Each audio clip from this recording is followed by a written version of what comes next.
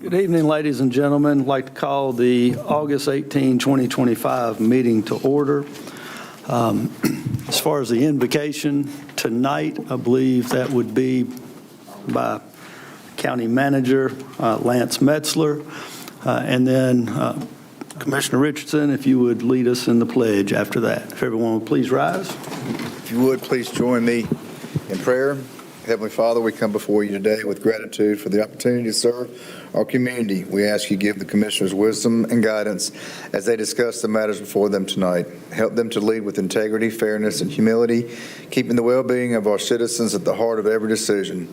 Grant them clarity in discussions, patience in any disparities, and unity in their purpose. Let the commissioners seek fairness, promote peace, and work together for the good of all. Bless this county, our leaders, and our people. May their efforts today bring prosperity, safety, and hope to those served. In your holy name we pray. Amen. If you'd remain standing and render the appropriate courtesy and follow me as I pledge allegiance to the flag of the United States of America and to the republic for which it stands, one nation, under God, indivisible, with liberty and justice for all.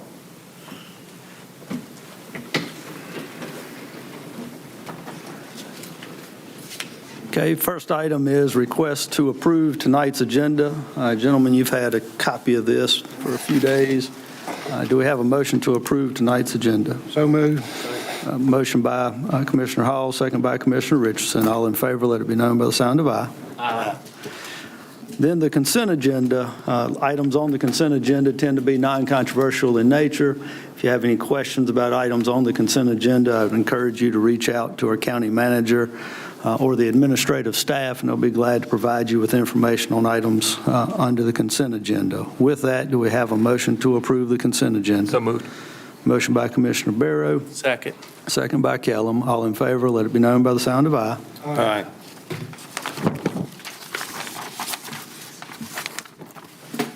Next is public comment. No one signed up for public comment, so we'll move to item 8, which is presentations. And tonight, first presentation is Dr. Sylvia Cox, our new Executive Director of RCC. So, Dr. Cox.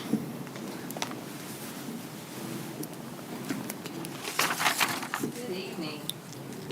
Thank you for allowing us to be here with the opportunity. We are going to review some of the great highlights from the year for the quarter penny sales tax, and you all have the reference in your packets, but we wanted to go over a couple of items for everyone to share. We wanted to first start, can you believe that almost a year ago was the opening of the Workforce Center for Development, and that is in wonderful part of this partnership that we have with the county. And to remind you, a lot of advanced manufacturing, computer integrated machining, robotics, and the small business center along with the corporate training center is in there. Students, business industry folks can all come to that area and have a hub for those wonderful activities, workforce development, and will be an opportunity, as you know, many of you know Rocketop. There'll also be opportunities for work-based learning, and that's a hub, and that's all thanks to the citizens for the quarter penny sales tax. Wait, there we go. Thank you. Thank you. Thank you.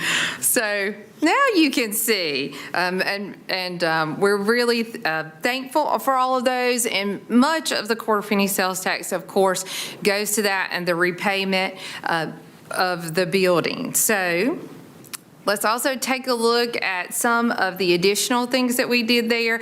Data infrastructure. There were a lot of things for that first time kickoff that we needed to fund, CNC wiring connections, computer labs to support the different programs and the workbenches for mechatronics and robotics labs. So lots of different innovative products that are in that building, and also is a testament to the growing need for advanced manufacturing in our area. And you'll see students really here enjoying the different classes, pneumatics, we've got robotics, and many different advanced manufacturing CNC machines that those students can learn from, very advanced technological, but also some more of the basics that you have in those industry here, all to support Rockingham County's growing advanced manufacturing influence.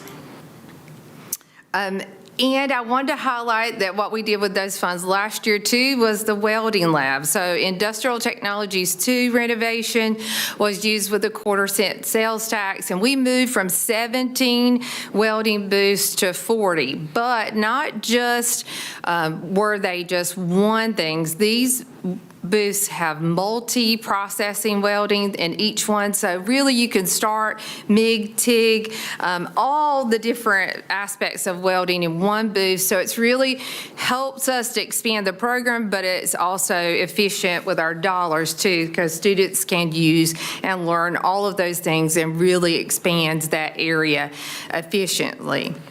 We also have technology and equipment. We are, John Pendleton here, you'll see him with robotics, but he's also an NC3, a National Coalition of Certification instructor. And here you see him in the Vision Lab and other mechatronics, all these things. 1/4-cent sales tax has been able to fund those, support those. So not only are we educating our students now, but we're also looking at to the future. He also, through a Duke grant, was able to work with the high school teachers this summer, and they got certifications, again, expanding that. The Cisco Networking Academy, you'll see that we introduced and used quite a bit of those funds for that. That's to bring you into entry-level IT jobs and advances into those, and we started those in spring. Security cameras have been able to allow us to really protect those students, employees, and the different equipments that we have purchased, and be able to really see what's going on campus and to keep our campus really safe. So all of those things were benefits from last year's 1/4-penny sales tax funds. So we'll look at the request that we have for this year. You'll see in your packet on page 4 and 5 an overview of the reoccurring expenses for the Center for Workforce Development, and we'll go over some of the requests for the technology and equipment. Those specifics that we're looking at, we talked a lot about the Center for Workforce Development, but also healthcare is a major impact into workforce development, and you see here those requests to expand those. Respiratory therapy, ventilator, that program is growing. Emergency medical services is growing, a mannequin for it. And the nursing hospital simulation equipment needs to be upgraded, so those funds would address those as well. All growing needs on both the short-term workforce development side and our degree programs. We also additionally are asking for 2 virtual welders. Of course, if you want to weld, you want sparks and fire. But if you're not very good with sparks and fire, we can put you on a virtual welder and let you remediate until you can get a little bit better. That accelerates you often to understand what you're doing and move back to the sparks and fire. And it also, as you'll see here, you see the Envision students here again. That partnership with Rockingham County Schools and Rockingham County Economic Development and the college allows us to let students get a peek into what that looks like. And various technology needs. You'll see a Zoom room there. There's HyFlex rooms that allows students to engage while online, go back and look at those videos later to improve learning. And there's a lot of software and equipment for the different workforce programs. the Emergency Service Training Center. There's also an asphalt metal building, thanks to the Fire Department in Madison. They are going to donate a fire engine to us, and so that'll allow the metal building to keep that safe as well as other pieces of equipment. And the boat ramp dock allows us to do some water training out in the pond, which is always, unfortunately, a need. Construction trades, we're kicking that program off this fall along with the CTE High School. So we are asking for a metal building. That'll allow us to start with small sheds, small things, but eventually the goal is to build a house, and that will keep it confined and allow us to be able to do that.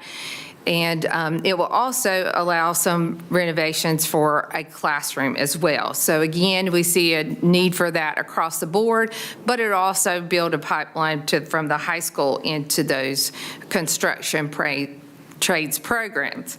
Finally, we're really excited about this.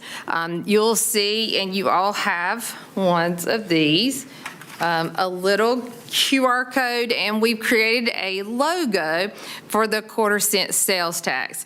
This will take you to our website, and we already have things up that we've utilized through the years for the quarter-penny sales tax, and we'll continue to do that. That also will give the citizens of Rockingham County, when they see this logo, they'll connect it. That's their funds at work, and we want to be very thankful for everything we've had in the last few years, but we also want an ongoing conversation with the county so that they can see this logo and see those things that we're doing with them while they're happening, and then go to the website and see it as it continues to grow, because it is a great benefit to the college, and we are very thankful to the commissioners and the county for their investment, and know that it's going to continue to reap benefits for workforce development in this county. So, do you all have any questions? Dr. Cox, you've been pretty busy since you arrived on station. We appreciate that. Your energy is very welcome. Perhaps you could share with us some of the collaborations you've had on behalf of the college with other educational institutions, and perhaps job opportunities that you're seeking out, particularly in coordination with our economic development team. We had a big regional convening at GTCC when the announcement for Jet Zero was announced. There was 5 presidents and an executive president there, so that we can start talking about how we can regionally approach the workforce development that will spur from that. I've also been working a lot with Rockingham County Schools as we've been launching and actually, today's first day of class for the whole college, but a week ago we launched the CTE High School, so we've been working in collaboration with them. Again, that's that pipeline, economic development. It's already been laid out so well. Those 3 big heavy hitters are healthcare, advanced manufacturing, and construction. So we've been working a lot on how we can build those local articulations from high school to college, and how we can continue that work to build a workforce here in this county. Commissioner Hall. Thank you, Mr. Chair. Dr. Cox, thank you and your staff for being here tonight. You're an amazing staff. We appreciate, yes. Looking through the list that you provided us, I'm very tickled with most of it. Okay. I just want to be sure to say, Yes, sir. the promise was made to the public when this was put in place that this money would be for workforce development. Yes, sir. As we look at the list, and we talked about it last year too, that a little bit of money is going to current operations. And in this year, it looks like you've got a capital project manager that you'll be adding. And I may be wrong, but that's what I'm seeing. Yes, sir. I just want to caution you to be sure that we don't have project creep. We need to be sure these funds are going towards workforce development, like we promised the public. And for the majority of these, I think they're great. I especially am tickled to see the construction trade start up. Right. And so that's very well needed in this community. So thank you, but I will caution you, just to be sure, as y'all are looking at things, we made a promise to the public when this was approved in 2018. Yes.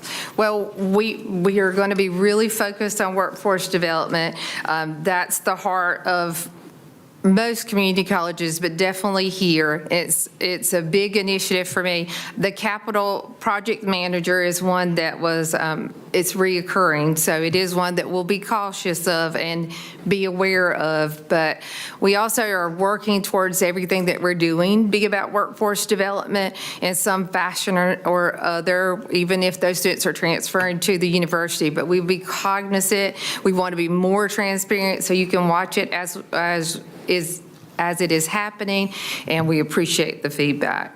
Thank you. And one more thing, thank you for this. Yes. This is, I just clicked on it a minute ago. And it worked, right? Yes, it worked. It was very informative. So I encourage the public to get involved, because that's one of the questions we've been asked a lot. What is the college doing? What are they doing? Where's the money going? So that will be very helpful. So thank you, and thank you to your staff for that. Absolutely. They did a really great job. We hope when you see this from now on, that the whole community will start thinking about this is where our dollars are going.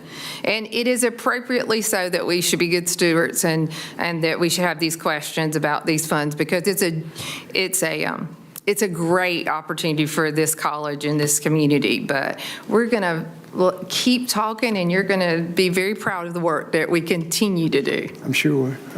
And I know a lot of your time is devoted to other things other than just the quarter-cent sales tax and the initiatives there.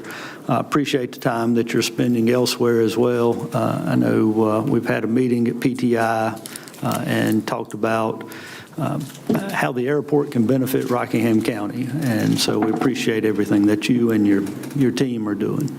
Well, I have to give kudos again to our liaison, Commissioner Richardson. He is being very active and helping us to connect dots. So, and all of you have been very generous, as well as the community has been very generous to connect me with folks. And that's why I've been able to do what I've been able to do, and the great staff behind me. I feel a little bit, I don't talk about it too much at the other presidents' meetings, because I have such an amazing staff of veteran folks that are so knowledgeable that it makes the work so much easier. But this community has been very gracious to me and you all, and I really appreciate it. And we will keep working hard so that all the citizens know what we're doing, are excited about it, and very proud of it, as many people have told me over and over about their great RCC story.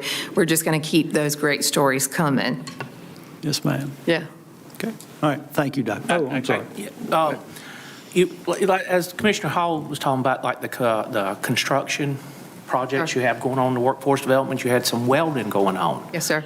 Like for the public, could you talk about, if I went into welding, is there companies looking for me once I graduate, or is there stuff set up to where they come from the college straight into a job opportunity?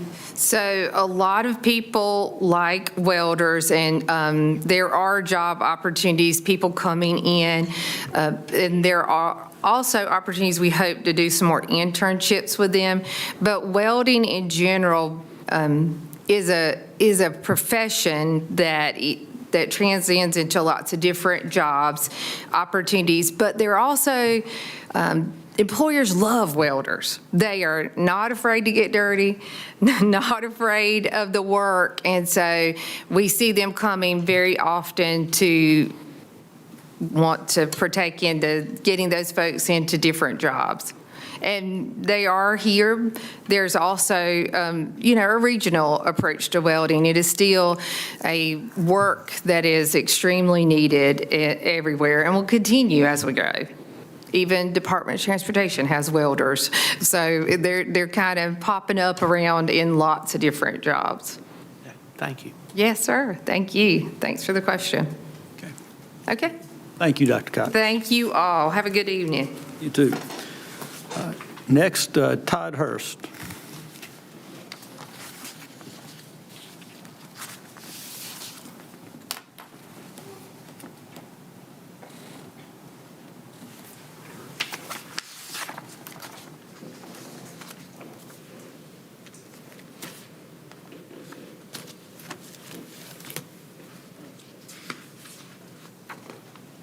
Okay, it's not showing, is it? Allison's coming. Yeah. Okay. Allison. All right, yes, thank you, Allison. Yeah, it's just that button. Okay, And that clicker's right there for you. all righty, okay. Thank you. Good evening, Chairman and the Board. For those that do not know me, I'm Todd Hurst, Rockingham County Tax Administrator, and have lived in Rockingham County all my life.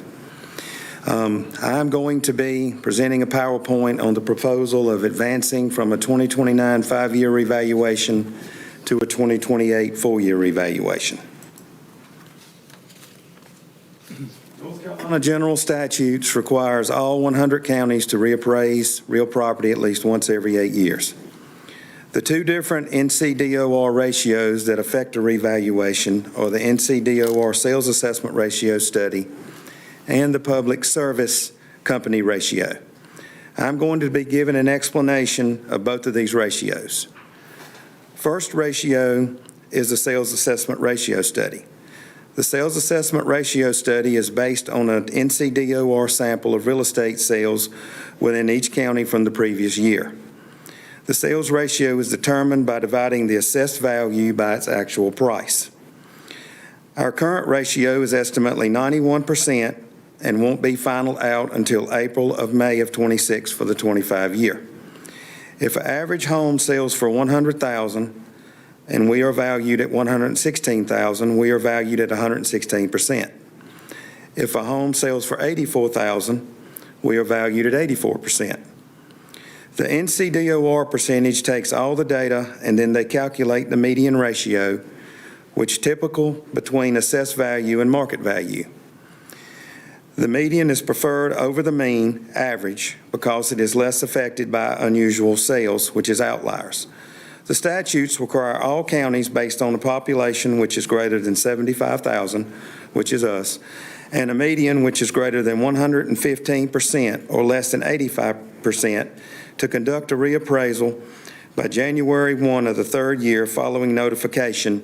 For us, in this case, the earliest date could be January 1, 2029. The second ratio is the Public Service Company ratio, which consists of state-assessed properties such as Duke Energy, Gas and Pipelines, sale companies are examples. If the sales assessment ratio drops below 90% in the fourth year, which would be January 1, 2028, the public service companies will equalize. Example, in 23, Rockingham County was over $1,068 million, which caused an extremely large loss in $249 million tax assessed value and $1.73 million in tax dollars, and the board had voted to advance the revaluation from an 8-year to a 5-year. This loss affected Rockingham County, towns, cities, fire departments when budgeting, and all of us tax-paying citizens with assessed values and tax rates. Advancing the revaluation from a 5-year to a 4-year stops all the equalization and the stress for everyone and keeps us more in line with the fair market value, whether the market increases or decreases. Pioneer Appraisal was hired through the Rockingham County RFP, request for proposal process, and completed the 2024 revaluation. Rockingham County has 4 RFP bids for the 2028 reappraisal for the desktop reappraisal, ranging from $1,930,000 highest bid to $1,140,945, with Pioneer being the lowest bid. Pioneer included street imagery on all improved parcels and field visits. The other bids included no street imagery and charged from $24.95 per parcel after a certain percentage of visits to $13 per every parcel per field visit. Rockingham County currently uses a 6-inch pixel for our viewing. We call it pictometry or eagle view, with the last flight being 2024, and we have $47,520 left on this contract. My proposal is to upgrade to a 3-inch pixel with the cost of $179,400. The flight would be in December of this year to January of next year, and is much needed since the desktop reappraisal is the lowest cost revaluation, and most of the work is in the office instead of in the field. This will be a benefit to Rockingham County, all Rockingham County services, citizens of Rockingham County with public safety and disaster preparedness and planning. The next two slides shows the difference between current 6-inch imagery to 3-inch imagery with frontal and backside views of a parcel. Yeah, excuse me, Todd, we're not talking about 6-inch pixels. Would you explain to the public that a pixel illustrates 3 versus 6 inches so that they can appreciate the slide you're going to show in a second? Yes, we currently have been on the 6-inch pixel plan, which is the lowest pixel plan now that Pictometry EagleView has, because we really didn't need the 3-inch, because we could go out and do the visits, we could tell enough to see basically what was on the property, but it fit good for years since we've had it. We've had it since 2013. And from seeing the new imagery that's out now, actually they have a 1-inch pixel that's above this here, but I'm only presenting the 3-inch tonight because you can see the clarity in the imagery and how it saves in every aspect, from field visits, from going out. We actually used it the other day on a parcel that we had here. And this here, the 3-inch pixels is actually from Guilford imagery. We actually can pick up the Guilford line, and this is how I got these aerial shots of the same home, because this is on the Guilford County line. On this slide here, you can see from the 6-inch to the 3-inch pixel, you can see the outside dimensions of the home on the 3-inch better. You can see the roof lines, the side views, the windows on the home. And then when you're working in office, it's going to reduce the field visits and making it more accurate in data for us as for the citizens and, when we're valuing the property. On the back side of the home, you can see the fireplace in the center on the 3-inch pixel, whereas on the 6-inch pixel, it's harder to see. You can see the patio doors better on the 3-inch pixel than the 6-inch. You can see the deck, the patio. You can see the storage building, and you can actually see the windows on the 3-inch compared to the 6-inch. And also, these both are zoomed in the same amount. So when you zoom in on the 3-inch, it's more clearer than on the 6-inch because it's half, of what the 6-inch was. And me and Mr. Matzers had fun with this one. You can see the rocks in the side over there. We had fun trying to figure out what those was, but they're actually rocks in the backyard back there to the right of the trampoline. So in closing, my proposal is to advance to a 4-year desktop revaluation, which avoids public service company equalization and stops the mandated revaluation if the sales assessment ratio decreases below 85% or above 115%. Hire Piner appraisal with the lowest RAP bid at $1,140,945. Also having them as consultants for major appeals during a non-reevaluation timeline. Paying the $47,520 on the 6-inch remaining contract, which needs to be paid before the December 25th to January 26th new 3-inch flight. And the new flight cost would be $179,400 and can be paid in 3 installments of $59,800, beginning around March 26th, and it would go through March 29, and would be the same contract cost for the next 2032 revaluation, pending the approval of the advancement. The next flight would be around January 2030, and the timeline for the 2028 reappraisal work should start in November to December of this year and finish in December of 27, and then send out notices by February 1, 2028. So thank you, Chairman and the board, for listening to my recommendation for advancing from a 5-year 2029 revaluation to a 4-year 2028 revaluation. And if anyone would like a copy of this presentation, feel free to email me at taxadm@rockinghamcountync.gov. Any questions or? Thank you, Mr. Chair. Todd, so for people that are sitting at home, I'm sure they hear reevaluation, their ears perk up. So can you explain, well, first, let me ask you, so back in the last reevaluation, we did the full listed measure, which was the first time that had been done in how many years? Oh, it's numerous years, Houston. It's been probably 2000, at least, since it had been done. Okay, and this time we're doing the desktop, which is more along the lines of what we had traditionally been doing since then. So is it fair to say that one of the benefits of moving to a 4-year reevaluation is to help prevent some of the sticker shock that was seen during the last reevaluation? Yes.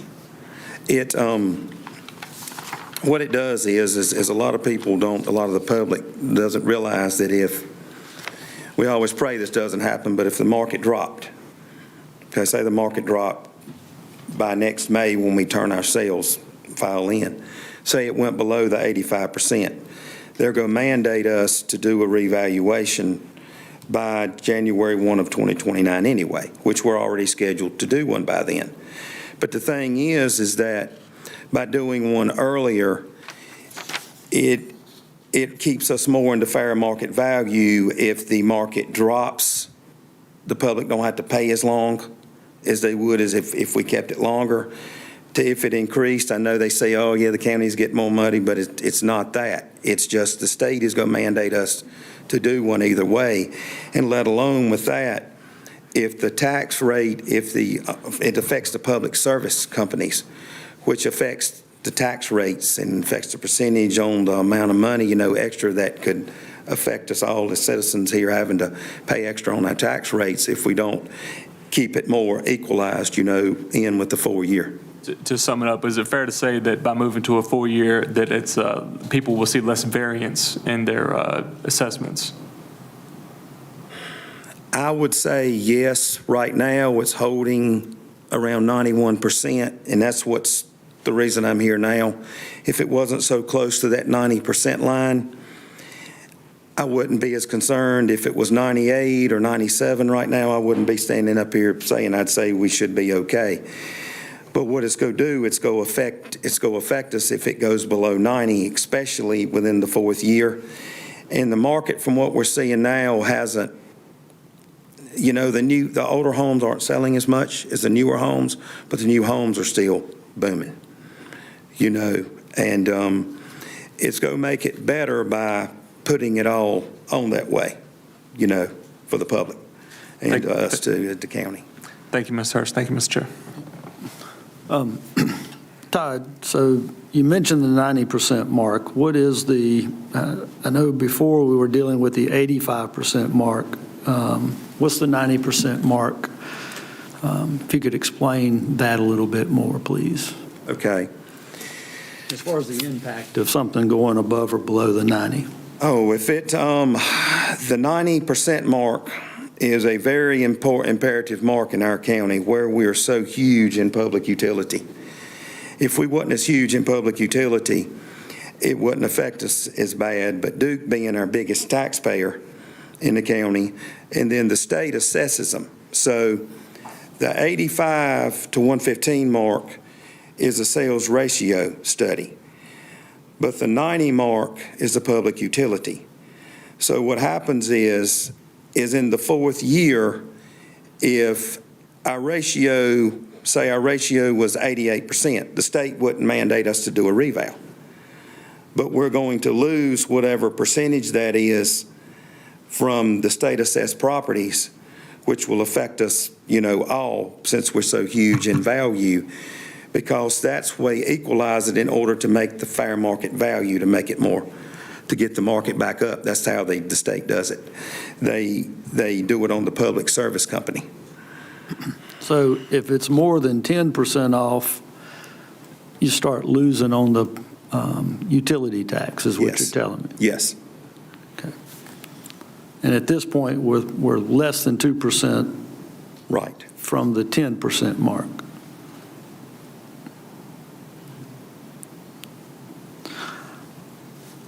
With the numbers holding steady from last year, so we've had a fairly consistent market for the past, I guess you can say, year and a half. And you're asking to go, because we're on a 5-year plan, you're asking us to reduce it by 1 year, is that right? But the state mandate is actually 8 years, other than anything as far as the variance in sales ratio. Right. The state is 8. They're not recommending it as much now. They're recommending some counties actually doing a 2-year revaluation. But that's the bigger counties like Wake and them. They're looking at going to a 2-year, so it's not as much culture shock on people. But yes, it's 8-year by law, and we're one of the ones where can you do an 8-year. We were on an 8-year previously, and since I came in 2007, that was at the time that we had a revaluation plan. We stopped it, redid it, and we did it in 2011, and from 2011 to 2019, it wasn't much change. In our 19 market, we was 100.77%.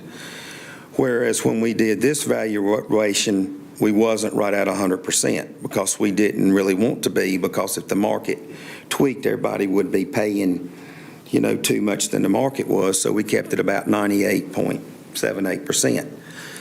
But when we got our ratio last year, we done dropped to 91% after 1 year.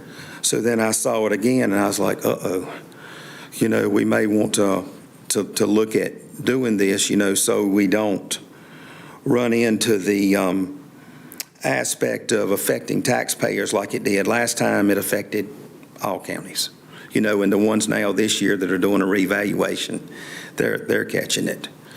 But we were at 69.5% right at it last reval. And the median for the public utility was 75%. It's two different values. So we still didn't lose as much as we could have lost last revaluation. And by doing it 1 year early, we would have doubled that amount. We would have lost another amount if we hadn't done it early.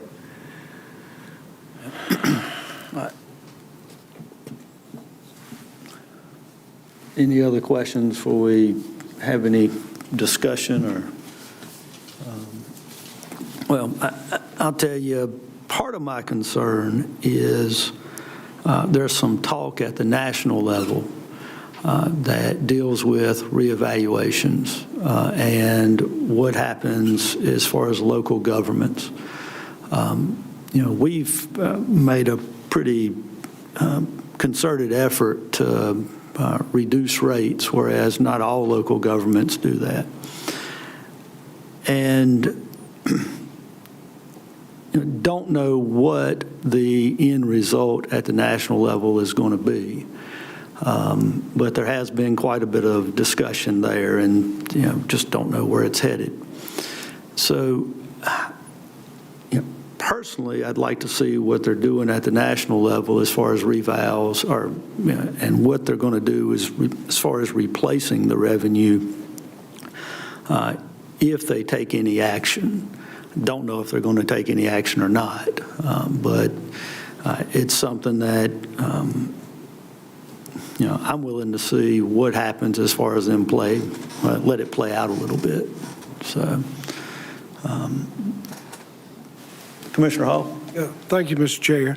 Mr. Hurst, with that in mind, if we were to vote to proceed with this tonight, I assume you're asking for a vote to proceed, is there an escape clause in the contract? Should something change on the national or state level, would there be an escape clause from that contract?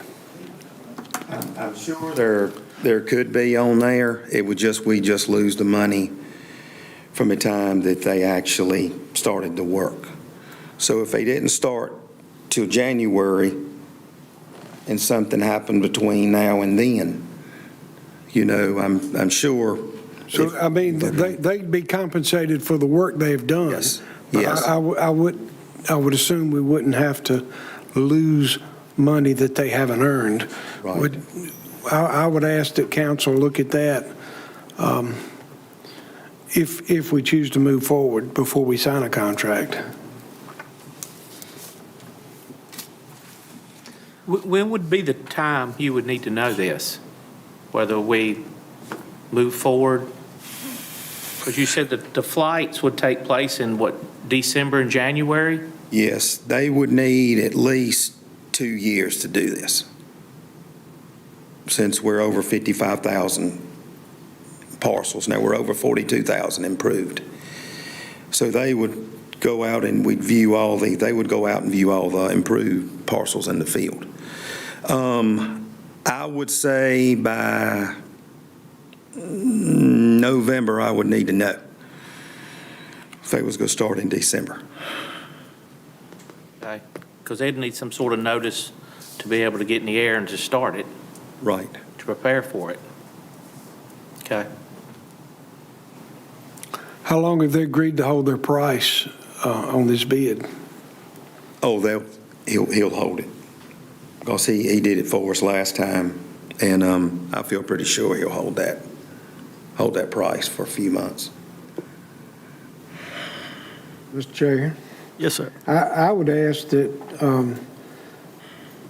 Mr. Hurst get with our council and be sure that we have proper escape clause, if you would, in this, and if we want to bring it back and entertain it at another time, I'd be fine with that, if we have time to do that.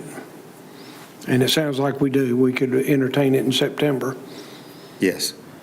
I would think as far as drafting some sort of addendum or additional paragraph, it would probably be a fairly quick turnaround. Yes. Okay. Anything else? Mr. Chair, I guess I just have a question for you. So I'm not familiar with what's going on the federal level. So do you anticipate we'll have any clarity from Washington, D.C. between now and November? That I don't know. There's been several news conferences and I guess you can say points of order from whether it's the president or the vice president or some others in his cabinet that talk about local governments and reappraisals and just the dislike of the appreciation falling on the property owner when they haven't attempted to cash out. But don't know that they've got a plan, haven't heard anything beyond that. But knowing that his operation oftentimes is putting out bits and pieces of information and then a grand plan coming together afterwards, don't know what he's doing on this one, but Did Commissioner Hall make a motion? I guess it could be, but ultimately, if we table the thing, it doesn't mean that we necessarily have to have a formal motion. We can just not act tonight and put it on the next agenda if we choose to do that. If Clyde believes he'd have it back by the next agenda or the one after that. I'm fine with that. Okay, and if somebody wanted to make a motion of some sort, they certainly can, and but that's, if y'all are okay with tabling it, we'll move on to new business. Okay? All right. Thank you, Todd. Next item is new business. No, sir. No, sir. All right. Commissioner comments. Commissioner Kellum. We received a letter to the board. Some others may have received it. Everything that goes on, I think this would be appropriate time to bring this to light. It was over EMS call. So the letter states, to whom it may concern. I'm writing this email to inform you of a stellar work performed by our EMS staff. Daniel Austin and Drew Lucas, Hannah Bullins, and Bobby Caton. M2 was dispatched to a 7-month-old CPR in progress, and M3 quickly responded with M2. Both the units arrived at the same time. Bobby and Hannah gained entry into the home, grabbed the 7-month-old, and quickly returned to M2 truck where CPR remained in progress. Hannah drove this EMS unit to the hospital, which was approximately 5 minutes away. En route to the hospital, we were able to get lung sounds, pulse monitoring, and some color to return to the skin. And they did a ECG reading. Upon arrival to the hospital in Reidsville, they stayed and assisted the staff due to persistence to not give up, and were able to gain the pulse and get the child intubated. Air care was summoned to the hospital, and they went on to say that they couldn't have got this or been, to where they're at today if it was not for our EMS staff. So they all wanted to thank all involved, which was CCOM, Hannah Bullins, Daniel Austin, Bobby Caton, the staff at UNCR, and everybody else that played a part. And it just shows how our people are dedicated to their job and the performance they did. So I want to say thank you for all that they did to help save this life for this child. Thank you, Mr. Chair. Commissioner Hall? Thank you, Mr. Chair. Well, we appreciate the folks from the college being here tonight. Very exciting to hear those wonderful things happen, and new news, new things, new ideas. So we appreciate you folks being here tonight. Thank you for your presentation, Mr. Chair. Thank everybody that came and all the folks listening in. Especially appreciate the presentation from the community college here. And Dr. Cox made mention of our new early college occupational training. And we want to invite you back to explain that at a future meeting, because I think the public needs to know about this. This is a pilot program in the state of North Carolina, and I'm sure parents as well as students will be interested in this opportunity. So thanks for what you prepared tonight, and hopefully you'll come back to us. I'd like to add on to what Commissioner Callum was talking about, because in addition to the EMS folks, and I'll mention their name again, Daniel Austin, Drew Lucas, Hannah Bullins, and Bobby Clayton, there was a Rockingham County deputy from the Rockingham County Sheriff's Department that I believe was the initial responder at 4 in the morning, and that was Deputy Matthew Royals. And I think all the people involved in this, done a little research on it, and certainly all the people involved, as a minimum, you could say were professional, but not only were they professional, they were very timely and responsive to the point where a life was saved without a doubt. So my congratulations and sincere appreciation to the professionals in both the Sheriff's Department and the EMS. Thank you. Commissioner Barrow. Thank you, Mr. Chair. I would also like to echo Commissioner Richardson and Commissioner Callum's points on EMS in our Sheriff's Office. It was, when I read the email, it was tough to get through. I just had a baby last year, and as I was reading it, it was made me very thankful that we have people like that in Rockingham County. So congratulations to those folks, and thank you for your dedication. Also, I want to give a reminder, tomorrow night, the Eden Drive-In is hosting a viewing for Tommy Kawazi, a Eden boy who will be competing for UFC tomorrow night. The gates open at 6, and the show starts at 8 o'clock. So it's free to the public. Anybody who wants to come support Tommy. Tommy's father works for the county over at the Sheriff's Office, so we're wishing him best of luck. Also, coming up this week, we're on the 22nd, at the Co-op Extension Building. DSS is hosting a back-to-school bingo. There are going to be hot dogs and bingo, and they will also be doing an information session in regards to fostering children. This is still a huge ongoing issue for us here in the county. As of today, the county has 166 kids in custody, and we just don't have enough foster families that are willing to step up for that. As if coming into custody of the county is not traumatic enough, we have to often send these kids out of the county for homes, which disrupts their social lives at school and just really makes the bad situation worse. So if you're out there and you're willing to foster a child, or if you know somebody in your family who'd be willing to, please reach out to us at DSS. Thank you, Mr. Chair. Thank you. Yes, Dr. Cox and your entire team, thank you for being here tonight. We really appreciate the update and the work that you're doing at the college. And I believe are planning at the next meeting, as far as those first responders, a recognition. I believe that's the next meeting that's planned. Is that right? The first or the second, we'll try to get the first one, though. All right. And with that, the next meeting is not going to be held on a Monday night due to Labor Day holiday. So the next meeting is September the 2nd, Tuesday night at 6:30 here at the Governmental Center. So do we have a motion to adjourn? So moved. A motion by Commissioner Barrow. Second. And second by Commissioner Hall. All in favor? Aye. We are adjourned.